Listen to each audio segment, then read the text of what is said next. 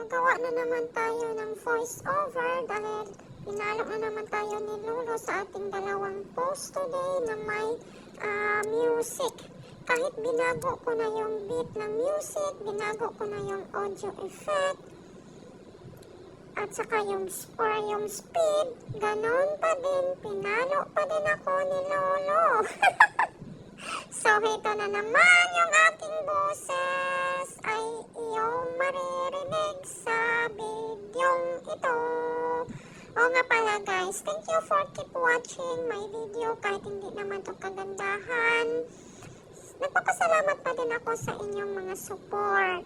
So, by the way, ang mga bulaklak na ito ay napakaganda. Ito yung springtime ng...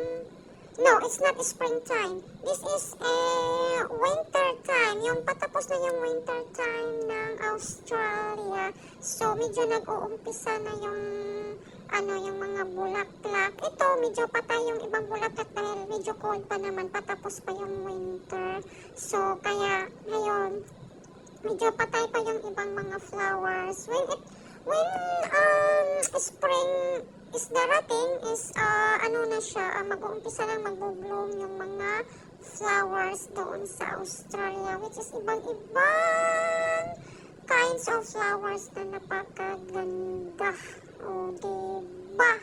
O diba may snow pa siya kasi winter time pa yun. So gumala kami sa Hunter Valley Garden para pagmasdan yung kanilang magagandang tanawin, mga flowers, and support locals na din, diba? For them to earn from the tourists. O, diba? Turista ang dating! So, ayan. Basta guys, super ganda doon. Thank you for watching guys. Thank you so much. Dahil ako ay walang sawang mag-upload ng aking mga videos galing sa gallery ng aking phone na napakarami pa nito. So, ayun na nga. Naubusan ako ng laway sa